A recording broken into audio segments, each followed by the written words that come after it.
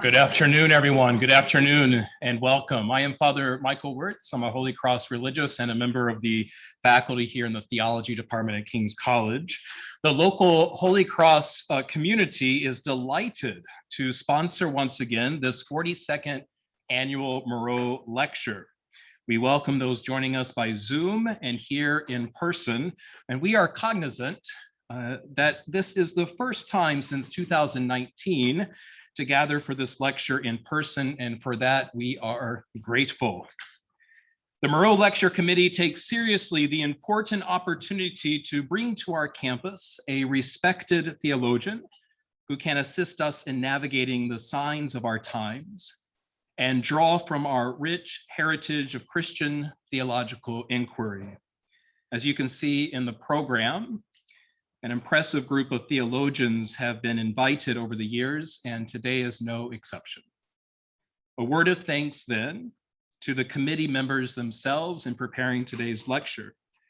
I'd like to thank Dr. Jim Ambury of the Philosophy Department, Father Dan Issing, a Holy Cross religious and the chair of the Theology Department, Margaret Kowalski, director of the Office of Study Abroad, Dr. Bernard Prusak, faculty member of the Philosophy Department and director of the McGowan Center for Ethics, and Dr. Denise Riboli, faculty member of the Education Department. And so on their behalf, I am honored to introduce this year's speaker, Dr. Nicole Flores. Dr. Flores is assistant professor of religious studies at the University of Virginia, where she lives with her husband and their 4-year-old and 5-month-old sons. And just before the talk, Dr. Flores and I went to the Spirit Shop here on campus. We got a little King's Disney shirt for the 4-year-old and a onesie with Leo the Lion on the front for the 5-month-old. So maybe there'll be future monarchs here. That'd be great. A native of Denver, Colorado, Flores earned an AB in government from Smith College, a master's of divinity from Yale University, and a PhD in theological ethics from Boston College. She researches the constructive contributions of Catholic and Latinx theologies to notions of justice and aesthetics as applied in public life. Last year, she authored The Aesthetics of Solidarity, Our Lady of Guadalupe, and American Democracy, published by Georgetown University Press. She has also published essays in several academic journals, edited book volumes, and is a regular contributing author at America Magazine. Her new book is an insightful read, and I encourage all of you to read it. Maybe add it to your summer reading list, right? We're all making that list. We're gonna get all these books read and all these projects completed this summer. And I'll make sure that our library here on campus has a copy. Her research, her undergraduate and graduate courses all touch upon practical ethics, which addresses issues of politics, migration, family, gender, the economics of labor and consumption, race and ethnicity, ecology, and bioethics.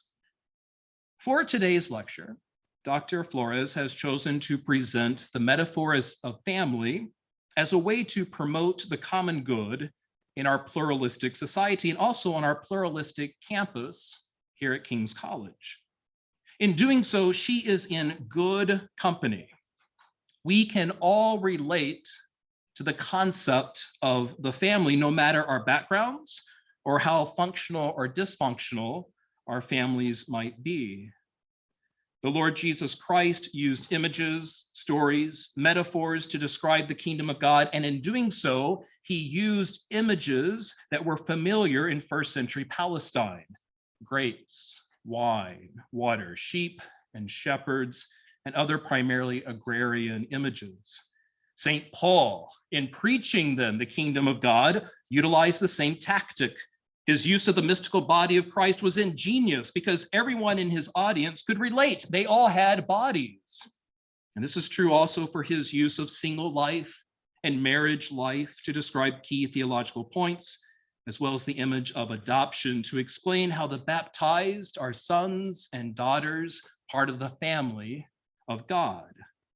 And while St. Paul's use of agricultural grafting of branches might not resonate with us today, the point remains the same.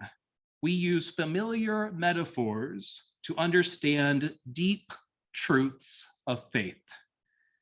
Blessed Basil Moreau, the founder of the Congregation of Holy Cross, entrusted his religious to the model of the Holy Family, so that the priests, the brothers, and the sisters of Holy Cross would model their lives on that Holy Family. So Dr. Flores, you are in good company. Somos Familia, family is metaphor for the common good. Please help me in welcoming Dr. Nicole Flores.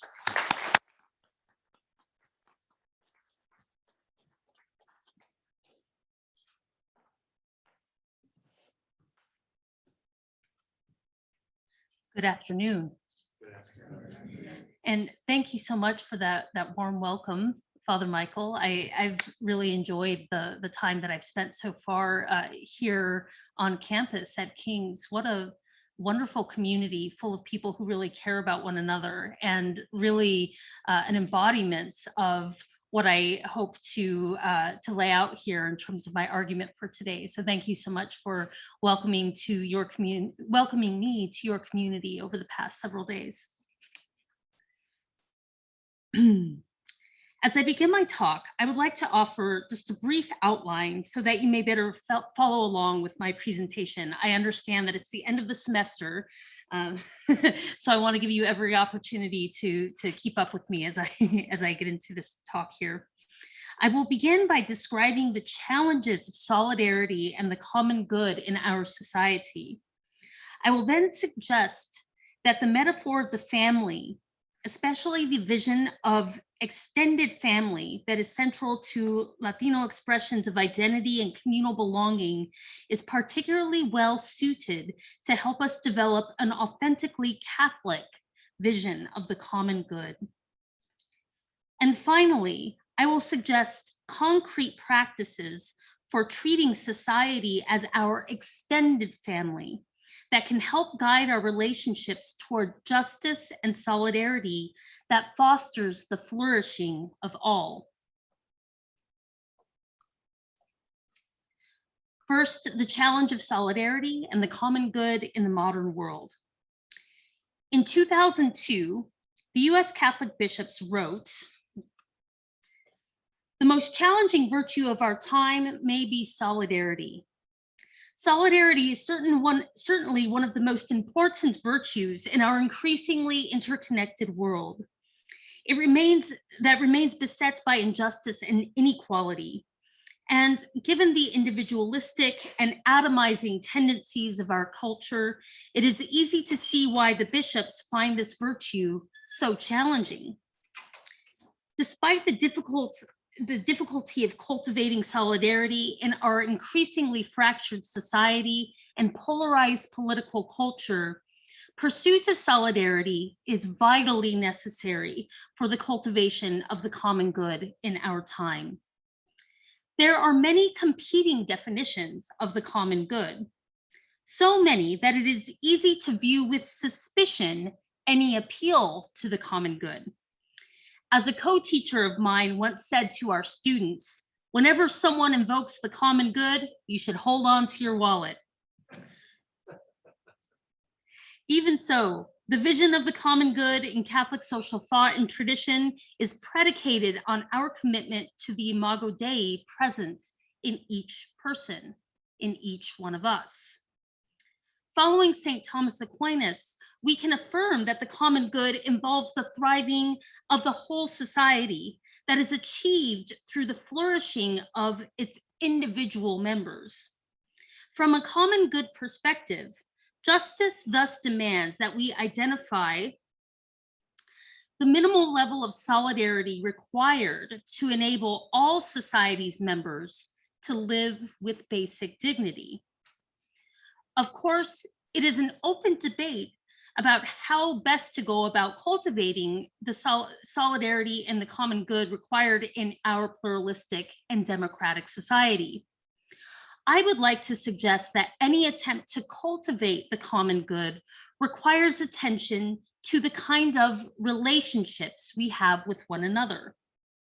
Indeed, neither the individual nor collective thriving envisioned by an authentically Catholic understanding of the common good is tenable without attention to the character of our relationships with our families, with our friends, with our enemies.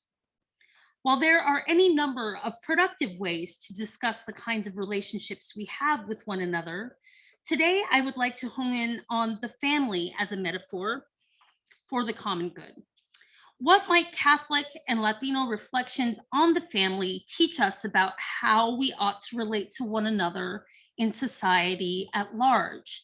And just as an excursus here, notice the methodological move I'm making here, that so often Latino families and cultures are marginalized and thought of as something different or not even American, and certainly on the margins of Catholic discourse. But what I'm doing is bringing the experience of Latino communities to the center of how we're thinking about Catholic tradition and about our society in general. So that's kind of what's different about what I'm doing here. While my reflections are concerned with families in general, I am particularly interested in what we might learn from reflecting on family practices prevalent in Latino cultural contexts, especially given the centrality of the family in Latino identity and social life. Family as a metaphor for the common good. As we begin, it is important to assess the adequacy of the family metaphor for solidarity in the common good. Like all metaphors, the metaphor of family obscures and highlights certain aspects of how we relate to one another. It obscures the fact that our special familial relationships with our spouses, our children, our parents, our siblings, our cousins are fundamentally different from relationships with people whom we have never met and whom we are not likely ever to meet. It is also reasonable for Christians to ask whether the institution of the church ought to be more significant than the institution of the family in influencing how we orient our values and practices.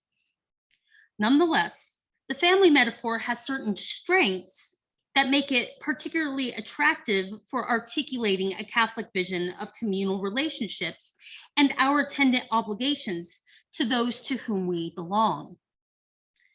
First of all, the family metaphor highlights the bonds of affection that we often feel with others in our society, even people we do not know or do not know well. Even amid intense political polarization, it is possible to identify instances of people forming connections with each other across significant differences in unexpected contexts. For example, I have befriended many people who are politically different from me through attending a gym class together over the years. These are members of my Fit Fam, a little family of people who like to run and lift weights together, with whom I feel deep affinity despite our significant political differences that became apparent during Virginia's recent gubernatorial election. It made our morning sweat sessions a little bit less comfortable than usual. The family metaphor might help us to visualize how we form bonds with unexpected people towards strengthening the social fabric of society. To the second point, while the church, specifically parishes, perhaps ought to orient many of our most important relationships, and in different eras, it has done that more than it does so today. I think it is fair to say that our parishes right now tend not to be as formative as the family context, even for Catholics who are very involved in the lives of their parishes. Now, this is not an anti-parish rant. Parishes are very important, but I think many of us have had the experience of the deep formation that happens in our family and the parish as being an add-on to that rather than the other way around. Our faith has long recognized the essential ligaments between church life and home life. It thus makes sense for us to reflect upon the family in the context of the church, as well as in our broader society. Indeed, Pope Francis has drawn heavily upon the family metaphor in his social teachings. His teaching in Amoris Laetitia stands out as his most extended reflection on the family. This apostolic exhortation built on Pope St. Francis, Pope St. Francis, I'm getting ahead of myself here. Pope St. John Paul II's earlier teaching in Familiaris Consortio about the family as a central institution in society. But Amoris Laetitia also enriches the teaching on the family life, inflecting it with the acute value of the family, la familia, that Francis brings to his teaching and ministry as the church's first Latin American pope. Latino cultures in Latin America, in the United States, and in Latino communities around the world places a strong emphasis on family's role in shaping personal identity. But rather than simply addressing the nuclear family, Latin American cultures emphasize the significance of the extended family in the self-understanding of persons and communities alike. As Catholic Latino theologian Gary Ribi Estrella once explained, Latino cultures are sociocentric organic in nature, which means that familial relationships are essential to the definition of the self. He uses the example of our introduction practices, meaning how we introduce ourselves, to illustrate the point. Many of us in this room, including many of us who are Latinos or who grew up in the United States, have learned to introduce ourselves on individual terms. Hi, I'm Nicole. This style of introduction that simply offers our name reflects the centrality of our individual identities in our self-understanding. But for Latinos and other members of sociocentric organic cultures, argues Ribi Estrella, introduction of the self necessarily involves identification of one's communities of belonging, often the familial community. So whereas many, if not most of us, introduce ourselves using our personal names, especially in Western contexts, such as our current university, community, Latinos might introduce themselves, at least within our own communities, with reference to our familial belonging. Hi, I'm Nicole Flores, daughter of Ramiro and Denise Flores from Denver, Colorado. Or simply, hi, I'm Nicole, Guadalupe's nieta. This is how I introduce myself from my dad's hometown in Western Nebraska, and where everybody would know who Guadalupe was and that I was her granddaughter. Of course, Latino cultures are not the only sociocentric organic cultures. Yes, it is entirely possible that your large Irish Catholic or Polish Catholic family places a similar value on extended family, especially if they have recently immigrated to the United States. Nevertheless, mainstream US cultures today tend to emphasize the identity of the individual over communal identity and belonging. But Latinos, perhaps due to factors of migration and even ongoing cultural marginalization in the United States, are still shaped by this tight-knit communal way of identifying and belonging. The sociocentric organic inclination of Latino cultures is evident in Francis's teaching in Amoris Laetitia. While the document addresses many challenges faced by modern-day nuclear families, it also emphasizes the place of the wider family in this teaching. The nuclear family, the document says, needs to interact with the wider family made up of parents, aunts and uncles, cousins, and even neighbors. This greater family may have members who require assistance, or at least companionship and affection, or consolation amid suffering. This emphasis reflects Francis's distinctly Latino perspective. For many Latinos, family is not a static entity. In Latino communities, the boundary between family and non-family can be quite permeable. For example, Latino families view themselves as growing and changing through marriage and birth, but also through compadrazgo, where a special relationship is created between the parents and godparents of a baptized child. My family just went through the process of discerning our godparents for our 5-month-old, and it was quite the arduous process because we were asking people, friends, essentially to join our family if we felt the weight of that decision very strongly. Perhaps you've experienced that in your own families. Compadres y comadres are thus grafted onto the family tree, so to speak, through a sacramental responsibility to serve as a co-parent to a particular family. The practice of extending family through sacrament formalizes these relationships of extended family by sanctifying them in the life of the church. For this reason, Latino marriages, baptisms, confirmations, first communions, and ordinations are understood not only in terms of the individual's commitment to the life of the church, but also as a genuine extension of the family.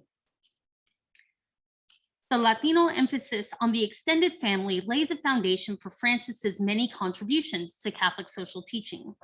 In his 2019 encyclical letter, Fratelli Tutti, Francis applies the family metaphor to reflect upon who we are called to become as a society.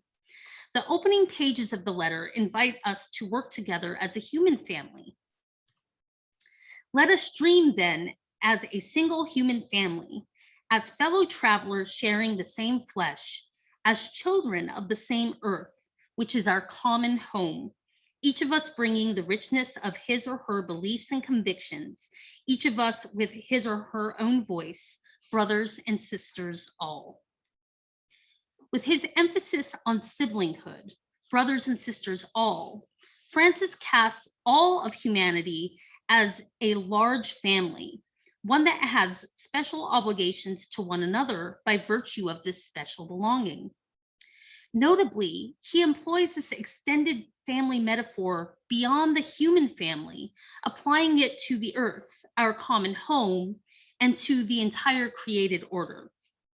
In the 2015 encyclical Laudato Si, for example, Francis uses the canticle of Saint Francis of Assisi to frame the Catholic responsibility for the care of creation in terms of care for a wide and diverse creaturely family. In the words of this beautiful canticle, reads the letter, St. Francis of Assisi reminds us that our common home is like a sister with whom we share our life, and a beautiful mother who opens her arms to embrace us.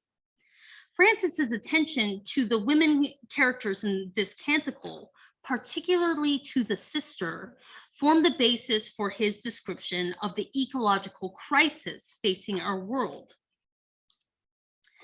This sister now cries out to us because of the harm we have inflicted on her by our irresponsible use and abuse of the goods with which God has endowed her.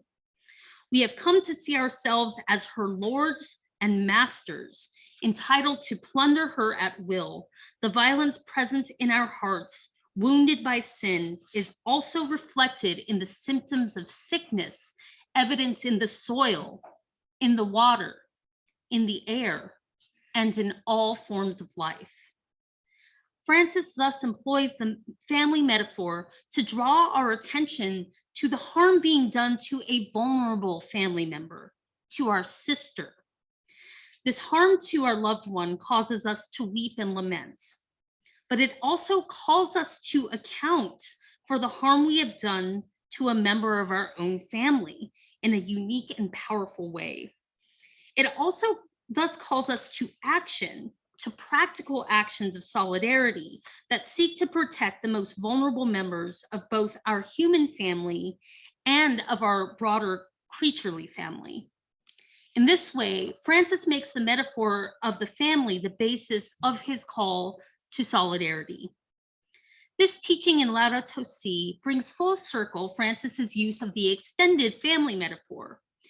While direct teaching about the family draws our attention to the need to attend to and to care for vulnerable family members, not just those living under our own roofs, but cousins, friends, and neighbors who are vulnerable, suffering, and in need of consolation, the same spirit of family should likewise order our relationships in society and in the larger created order.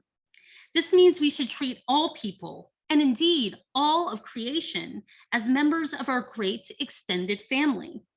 This family is called to care for each other, even if this involves sacrifice on behalf of the more vulnerable members of our community. To some of our ears, the metaphor of family might strike us as an odd one, especially for guiding our relationships with the human and the created order. After all, families are sometimes really messed up.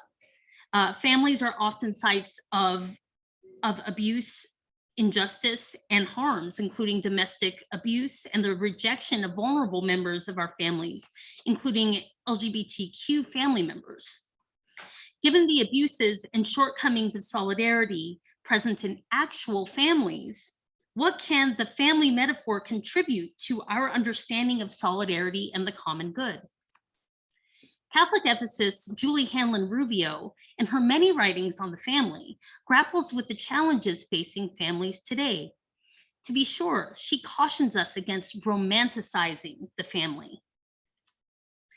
In order to avoid constructing an alienating, overly idealistic theology of the family, the realities of imperfection, sin, and disunity must be brought to the forefront of theological thinking and writing about the family.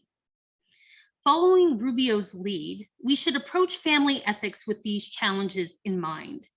Nonetheless, Rubio identifies solidarity as a defining characteristic of Christian families.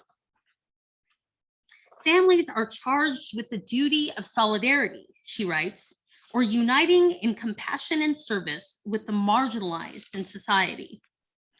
On a practical level, families serve as centers of solidarity by both attending to the needs of vulnerable members within families, young children, elders, women and transgendered members, LGBTQ members, those with poor health, and those who are materially poor, and orienting the practices of the family, such as eating, purchasing goods and shopping, banking, and other forms of consuming toward the common good by remaining mindful of the impact of our actions on the poor and the marginalized, especially those who are marginalized due to their race, ethnicity, or sexuality.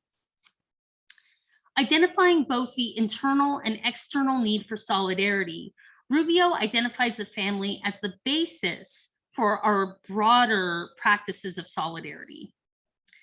The need for solidarity both within and among families that Dr. Rubio highlights came to the forefront during the COVID-19 pandemic. Families were already struggling with a range of afflictions prior to the pandemic, not least of which has been the relentless march toward the disvalue of families in our culture and politics. But the pandemic has laid bare the many overwhelming challenges facing families today. The social pressures on families became most evident during the shutdown in March 2020 due to the rapid advancement of the pandemic. In addition to the overwhelming loss of life, and I'm cognizant of how close we are to the city right now, and I know, at least from my perspective, that New York in those earliest days, I know it was a traumatic experience if you were there, and so I acknowledge that might be a part of your experience here. In addition to that, families experienced a profound lack of access to care networks that ordinarily keep family life going. Social networks that, as we quickly realized, are necessary for the care, education, nourishment, and recreation of the whole person. Churches and schools, gyms and recreational sports leagues, libraries and public festivals. Beyond these new pressures faced by families, the situation of the pandemic called our society to act in solidarity with our most vulnerable family members, the elderly, those with compromised immunity and health, those whose work required them to be regularly exposed to the virus, toward care for the common good. Sadly, we largely failed the challenge laid before us, and the results were devastating to many individuals and to their families. In August 2021, during the Delta surge, my cousin Diego was hospitalized with COVID-19. While his condition initially improved, his body eventually capitulated to the disease. He died in the hospital on August 12th, 2021. The death of my cousin hit particularly hard because it was a needless death, a potentially preventable one. He was relatively young, 41 years old. He would have turned 42 on Sunday, and relatively healthy. But he did not receive the vaccine despite the opportunity to take it. And now he is gone, survived by 3 children, his parents, his siblings, his nieces and nephews, and our large, loving Mexican-American family. Devastated by the loss, I still couldn't help but see how the loss of his life and response to his death constituted a profound failure of the virtue of solidarity. On one hand, his death showed our collective shortcomings in preventing the virus from spreading and harming others. Simple steps such as masking and vaccinating, as Pope Francis and many cardinals and bishops of the church have argued, could save so many lives. On the other hand, the death of my loved one showed me the lack of solidarity with those families suffering this kind of loss.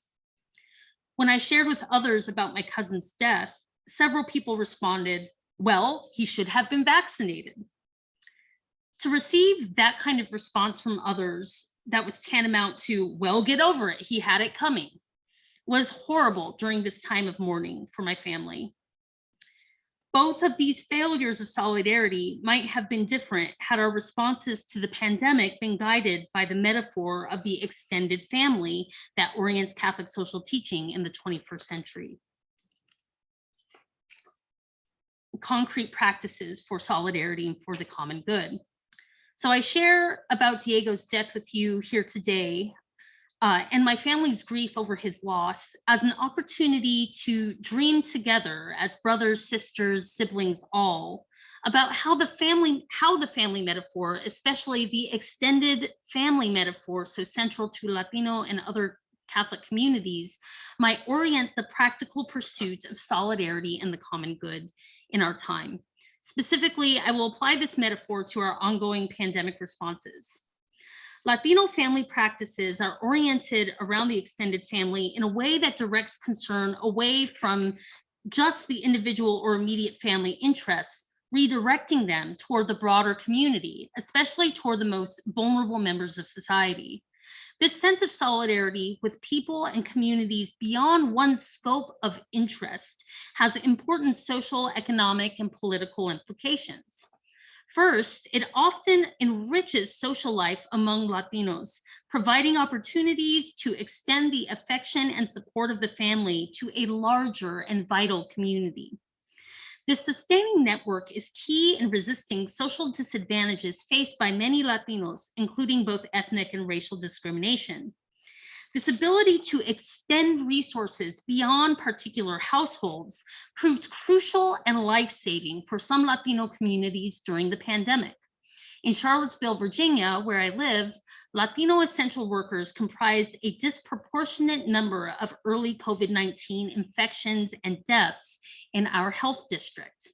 Nonetheless, Latino leaders at the city's only Hispanic-serving parish, Church of the Incarnation, organized their resources to serve the Latino community during this time of exacerbated vulnerability. The parish, along with a network of local Latino serving organizations, including Sin Barreras, which deals with issues of immigration, and the UVA Latino Health Initiative, set up a COVID-19 testing clinic in the parking lot of the parish.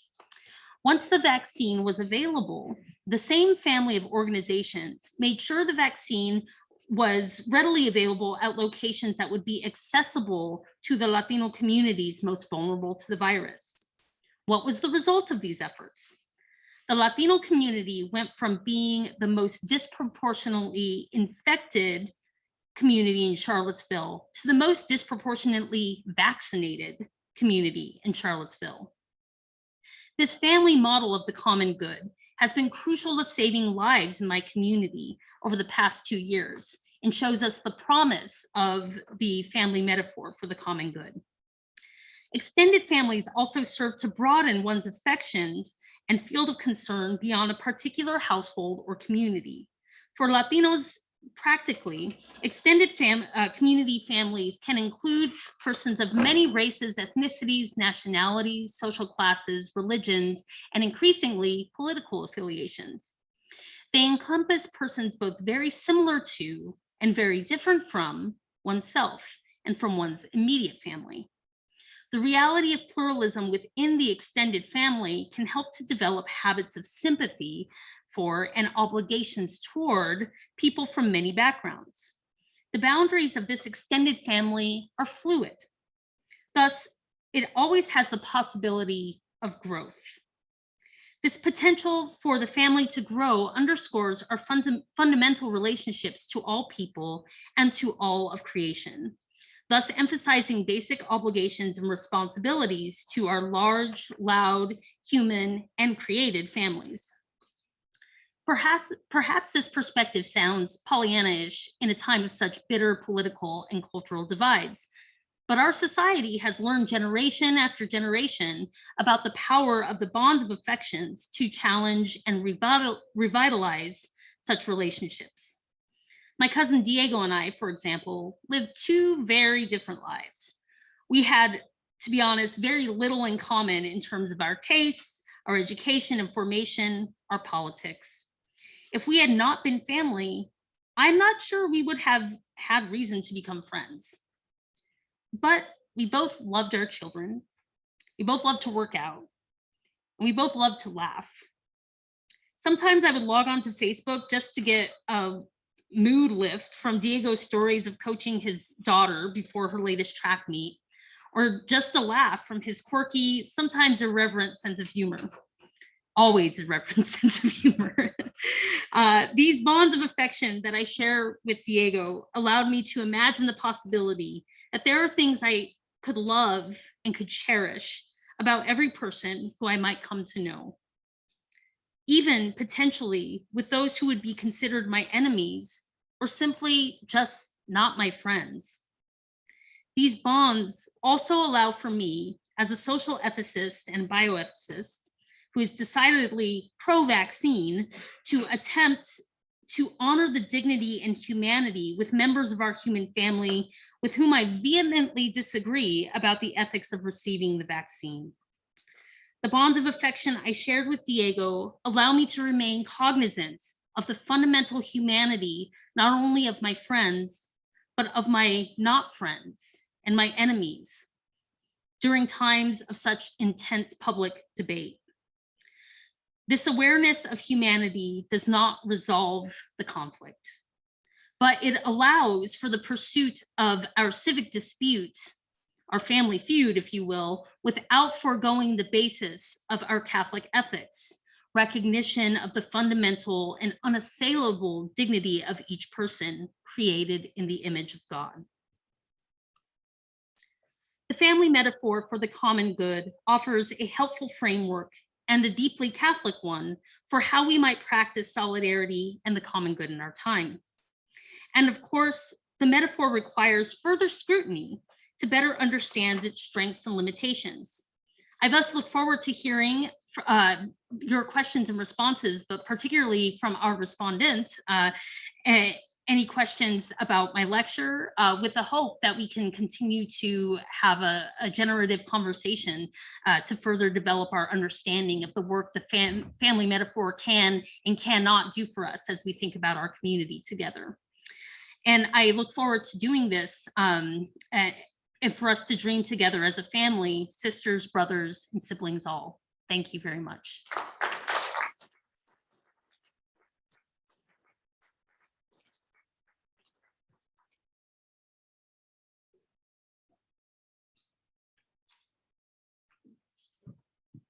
Dr. Flores, thank you so very much for those words. I'd like to introduce our respondent of this afternoon, Sister Maria Duong Nguyen, a religious sister of the Congregation of the Daughters of Our Lady of the Visitation. A senior here at King's, Sister Maria will graduate this May with a double major in psychology and theology. And this fall, she will attend Villanova University to begin studies for a master's degree in systematic theology.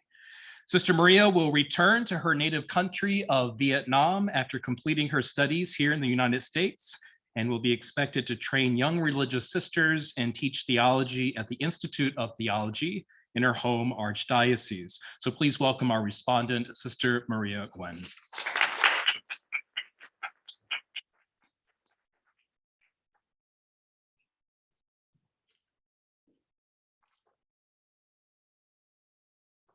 Good afternoon. It is a great blessing and honor to attend this Moreau lecture and to gain great insights from Dr. Flores. I'm so grateful for Dr. Flores's reminder that solidarity is the most challenging virtue in our society today. But no matter how challenging it is, we have the obligation to care for others. We strive for solidarity and the common good because we see God in others. I appreciate Dr. Flores's honesty when she acknowledges that our family relationships can be obstacles when building new relationships with outsiders. I personally have experienced this. I have 6 siblings, and we are all introverts.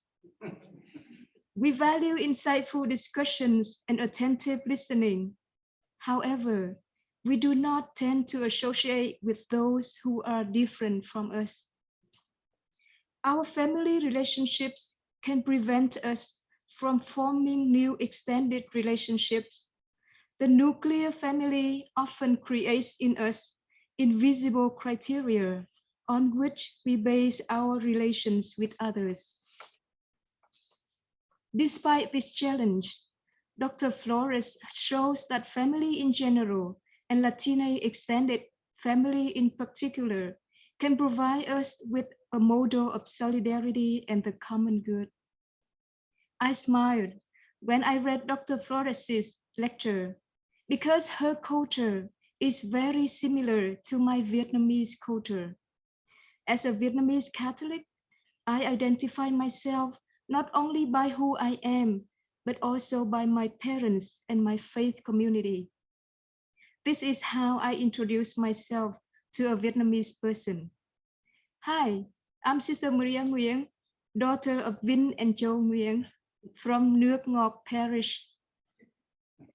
Just as in the Latina extended family, the way we identify ourselves highlights our family and community belonging.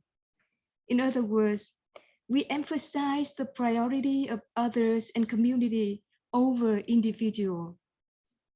This is obviously the foundation for solidarity and the common good. Dr. Flores introduces to us a beautiful image of Latina extended family, which includes members of all races, ethnicities, nationalities, social classes, and religions. This calls to my mind the image of King's diverse and inclusive community. I have classmates from Turkey, El Salvador, Vietnam, China, and Korea. This is truly King's extended family with its fluid and permeable boundaries.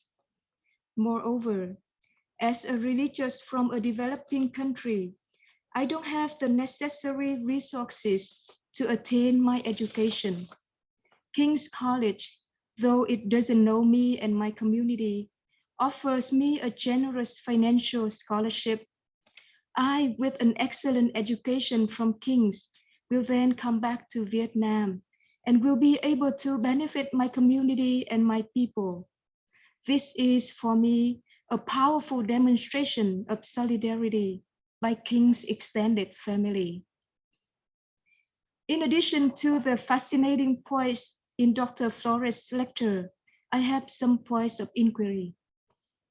First of all, in Dr. Flores' examples of her Fit Femme family and Latina practice of extending family through sacraments, I find it hard to define the boundary between family and non-family.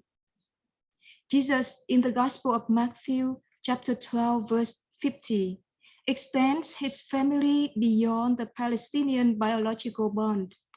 Here are my mother and my brothers. For whoever does the will of my Father in heaven is my brother and sister and mother. The boundary of Jesus's extended family is doing the will of the Father in heaven. I'm wondering if the boundaries of the extended family that Dr. Flores proposes are too fluid to define. Secondly, Dr. Flores suggests practices of solidarity by orienting family activities such as eating, purchasing goods, and other forms of consuming toward the common good. I would like to invite all of you here this afternoon to expand this list. What can each of us practice individually to promote solidarity? One idea would be common worship. As Christians, we listen to God's call through prayer and respond to Him by practicing solidarity with others. Or what role can sports and leisure play in facilitating the common good?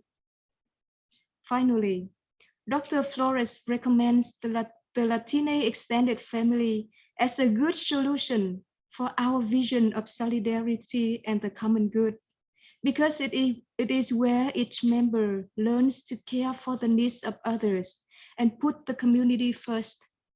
However, emphasizing the priority of the collective over the individual can lead to individuals becoming lost and dependent on the community. My question is, how can we promote the collective without jeopardizing individual autonomy and self-sustainment? Thank you.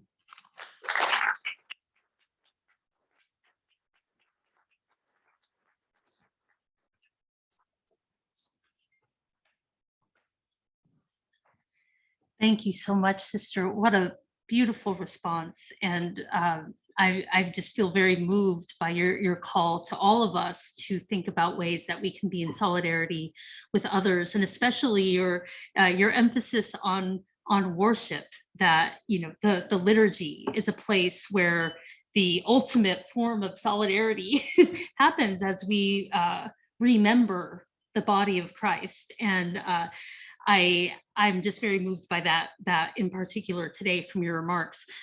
To address a couple of the critical questions, wonderful critical questions that you raised.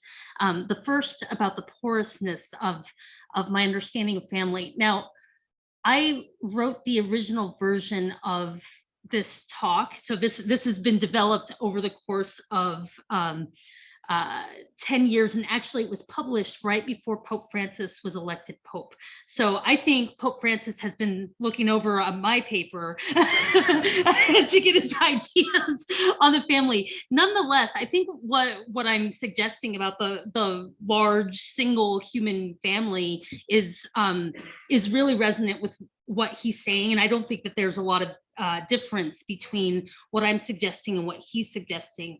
So I think your challenge is actually both to me and to Pope Francis to say, well, isn't there a way that the gospel calls for us to, those of us who are Catholic and Christian, not to be hateful or to reject those who are not Christian, but isn't there a particular kind of family that's formed within the gospel? And that's a really challenging edge of this work, and I think that's been one of the sites of contention for those who, now of course Pope Francis has critics who maybe don't criticize him in good faith, but those who do and who have been a little bit more tentative about his teaching have often pointed out, well, we want to preserve that distinctiveness of Christian identity, and wouldn't family be a really wonderful way to do that? I don't have a good response to that. I think that, at least I not to say like, oh, we must agree to disagree, but I'm still trying to work that out in my own understanding, because I would not want to disvalue the specificity of Christian community. And at the same time, and maybe this it might be a particularly USer way of being in family. You know, when I think about my extended family, we are not by any stretch of the imagination all Christian. I have to confess now, I am married to an evangelical Protestant. So even in my own nuclear family, we're not all Catholic.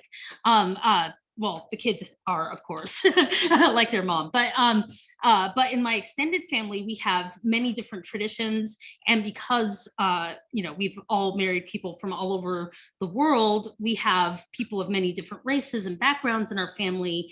And so within my own experience of family, there hasn't even been a sameness of Christianity necessarily.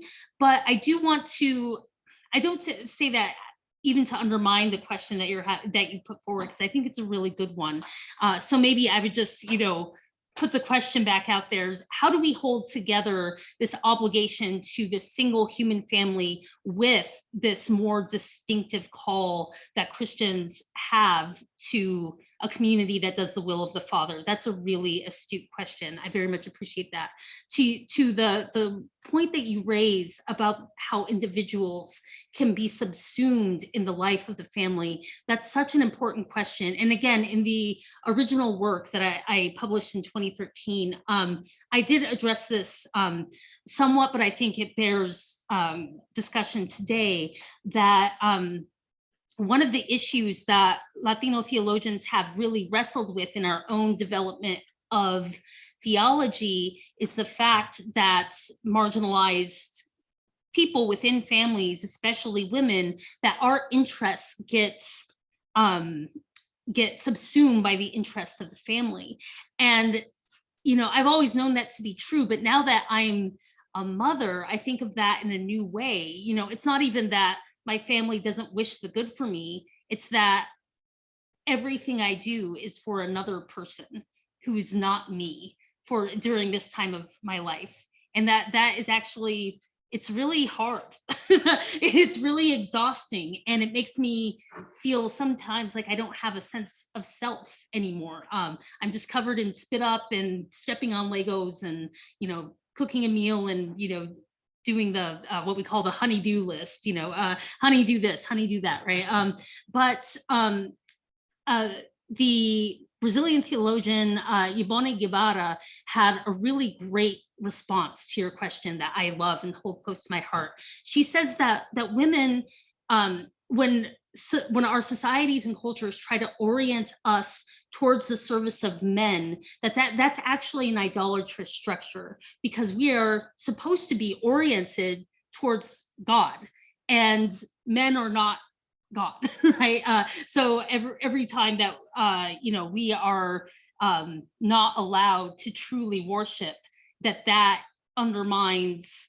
Well, it's an idolatrous structure. And so I'll leave it there, because I know that there must be other questions and thoughts and comments, but I think that's a really particularly important point, especially given the kinds of abusive dynamics that happen in many families. So yeah, thank you very much for your wonderful response.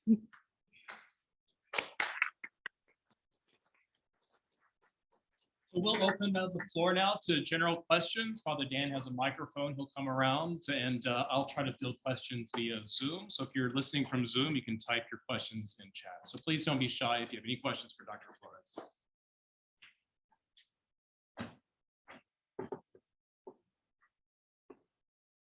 Hi. Hi. My name's Debbie, and I am in Father Dan's class. Great. My question is around your personal experience with the pandemic Mm. and, you know, the politics around being vaccinated and unvaccinated. So how did using the framework that you suggest, that using family as a metaphor offers, help you deal with people when they have indifferent responses to the stuff? Yeah. But also with people who may have been against vaccination in your area that you dealt with? Yeah, that's a great question, and a very personal one, because in addition to this this unvaccinated loved one who died. My brother-in-law, who I love dearly, just refuses to get vaccinated. He's had family members who have died, and I do not understand it. He was a chemistry major. I don't want to be too flip about this, but it is something that I feel very passionate about, and I feel deeply upset by the kinds of conflict that we have in society. And I think that this framework doesn't necessarily, like, I'm not suggesting that it solved that, like, oh, we're family and therefore now you agree with me. But I think for me, it's been more important in the work of not forgetting to love and to honor the people with whom I disagree. I think that's been a very real temptation for me and for many people during the pandemic, on, who have all different positions on the issue. My husband's best man from our wedding said that we were going to abuse our child by having him get the vaccine when he turned 5 because he was concerned that it wasn't tested enough. That was really hard to hear, right? So I think my only intervention there is not to solve or not to excuse anyone who is, wrong about the issue, or to make myself sound perfect about like my reasoning behind it. It's that what I think both the church but broader society has lost sight of is that the people we're arguing with are people we should care about, and that we should be fighting for each other's lives, right? And that family metaphor, for as imperfect as it is, it gives me the energy and the passion to want to do the right thing to protect people who even disagree with me, or who are not open to having their minds changed by my pleading at this point, not just my arguments, but my pleading for change. I hope that helps kind of frame that a little bit. That's a great question. Thank you.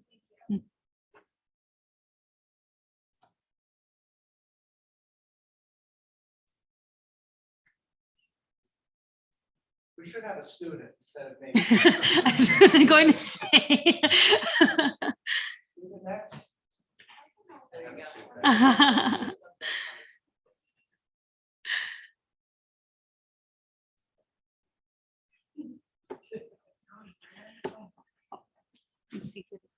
All right, so Hello. my name is Caitlin Dahl.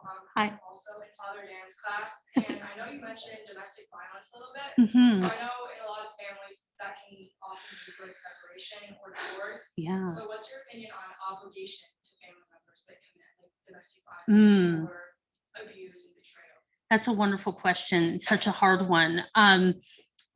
So I think, well, and this actually connects very well to Father Dan's class, because we are both lovers of theories of justice. So actually, let me flip back the slide so we can have this in focus.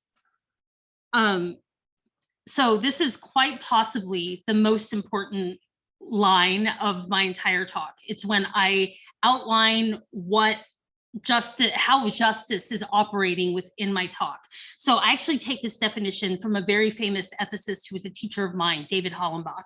And he said that the justice from a common good perspective is the minimal level of solidarity required to enable all of society's members to live with basic dignity. And what I like about this definition is that it very clearly identifies when dignity is being undermined, whether through violence or mockery, verbal abuse, whatever it is, that justice is not present in that relationship. And back to Sister Ann, Maria. Okay, I'm so sorry. I'm exhausted. I need my coffee. The point about the subsuming of the individual within the community, this is when things go wrong, is when we lose sight of that basic dignity, and we start disvaluing the rights, the flourishing, the personhood of the people for the sake of the community. And this is something that, and I again, I've written about this in Latino communities, but it's present really in every community, that there is silencing that goes on about these issues of domestic abuse because nobody wants to get their family member in trouble, or nobody wants to even like besmirch the good name of the family, right? They don't want to bring shame to the family. And thus, this provides cover for abuse. But I think having a definition of justice as kind of a prop underneath our understanding of solidarity and the common good is absolutely essential for that reason. So this is why, if you're in Father Dan's class, good for you, because hopefully you'll take some different perspectives on justice away that you can use to help you think about these really complex issues.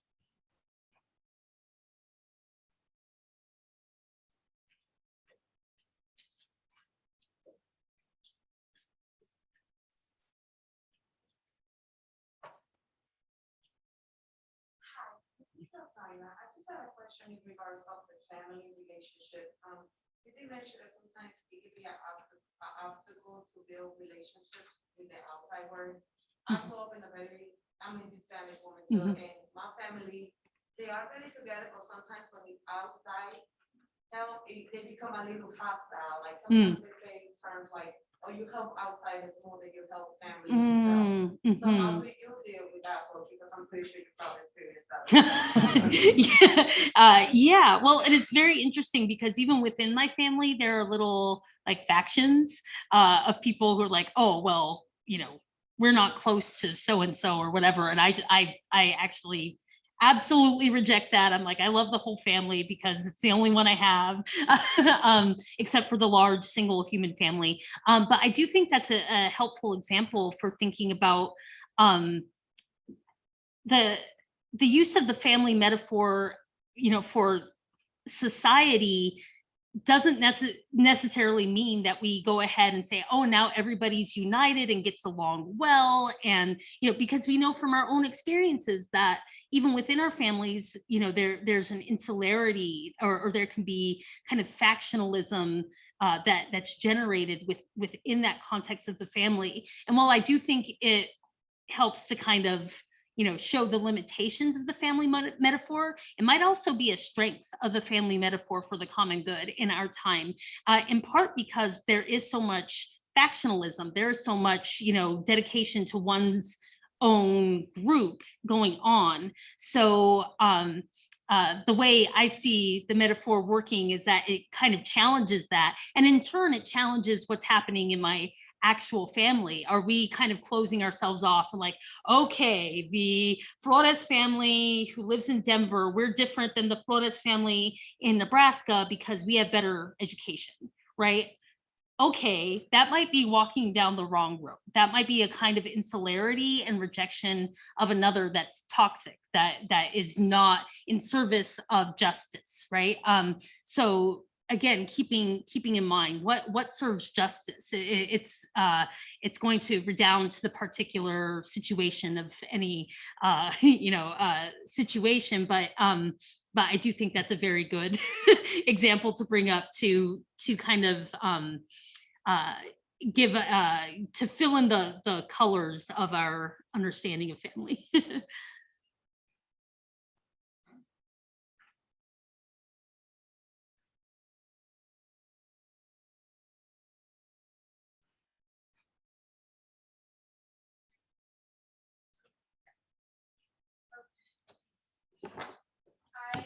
I'm also in Father Dan's class, and I'm also in Dr. Thompson's class as well. Look at you. That's awesome. So you mentioned about like not wanting to bring shame to your family members, and then how they're also important with your personal identity and to the self. So I know some families, especially parents, grandparents, are very strict about what they want their children's future to be like. So when it comes to that, would you rather, if your dream was different than theirs, how important would the family be in that sense? Would you rather choose your family or would you follow your dreams? That's such an important and very practical question, I'm sure, for many of us. I think that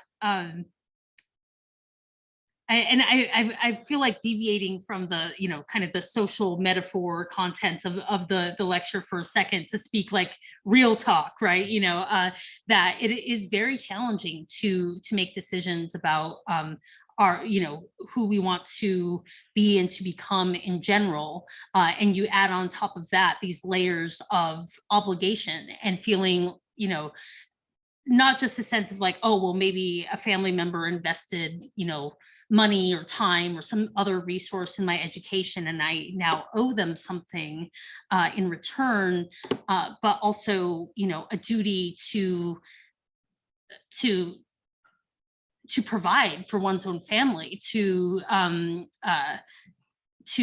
be, you know, kind of a stable, present member of a family, and that might, you know, call us to make a decision between option A and option B.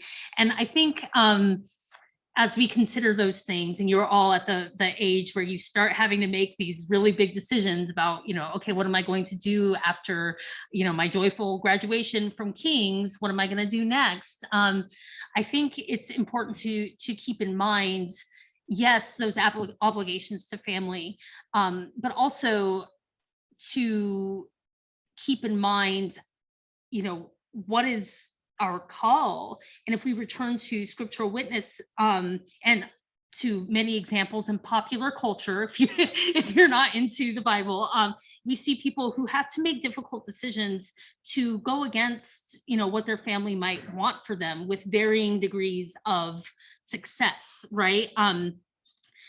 In terms of, you know, whether or not their family receives that. And that might be a place of needing to navigate this tension between responsibility to the community and, you know, wanting to pursue our own individual calls. And I think it does a good job of highlighting that within this family framework that I'm pitching here, I don't want individuals to necessarily be swallowed up whole by the interests of the family, but it will always be a challenge to balance those things together, and a particular challenge for each one of us. And I wish you all the best as you begin to do that.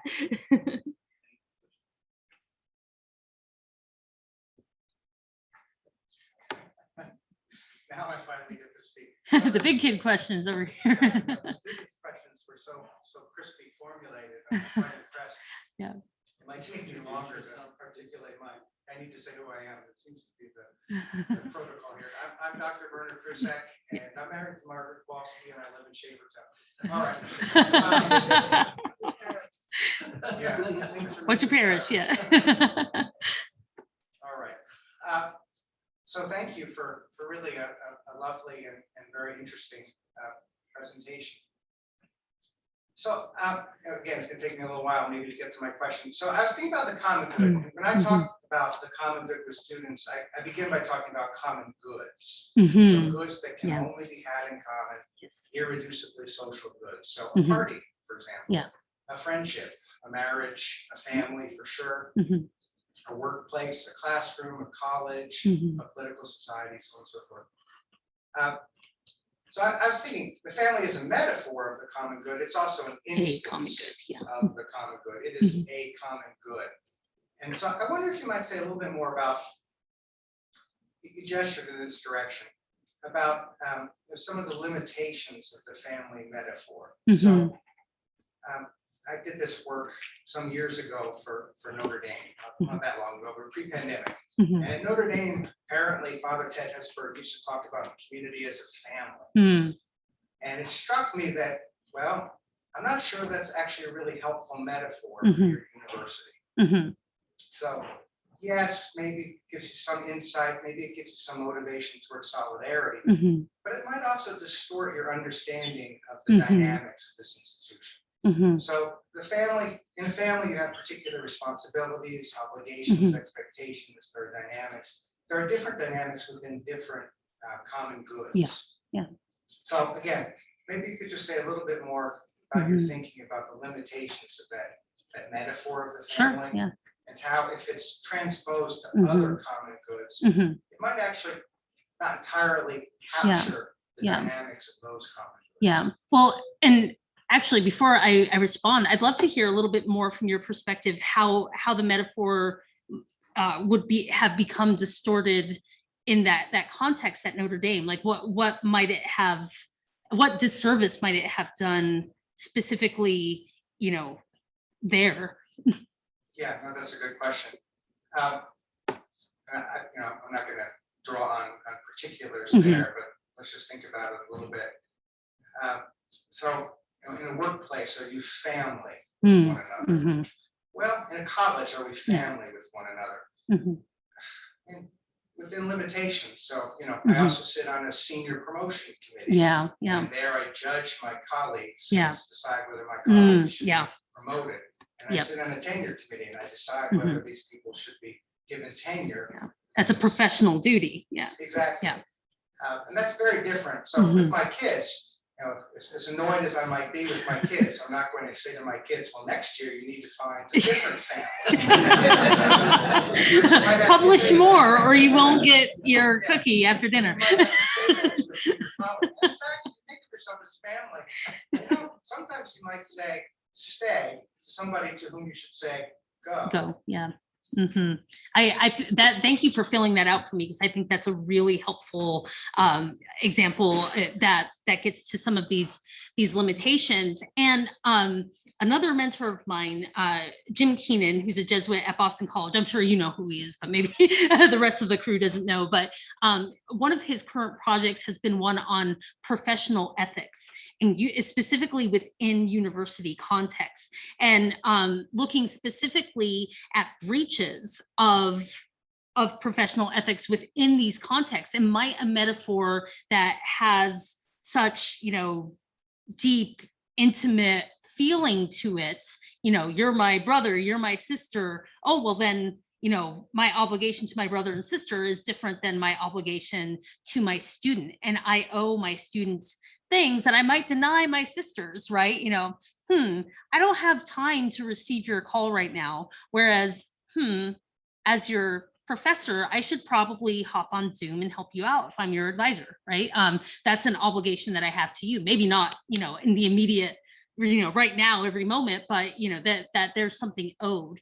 And I think that there are histories of abuses specifically within universities that you're gesturing to that are important to keep in mind, that we do have procedures for governing that are important, and norms that help us to do that. And now you're starting to open up my kind of Rawlsian interest. I'm a strong critic of John Rawls' theories of justice, but I also find a lot of wisdom in his procedural approach to justice, in that he says there are norms, and if we want justice, we do owe things to one another. So I do think that helps to kind of delineate, okay, at what point do we want to use a different metaphor? Now, does that mean that we can't use the family metaphor within a university context?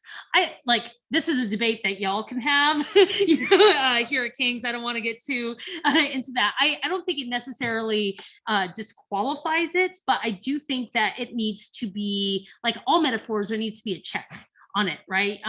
In my side hustle as working as and teaching bioethics, the metaphors that we employ for doctor-patient relationships, for one relationship we can think about it in many different ways. I actually am very good friends with my my primary care provider.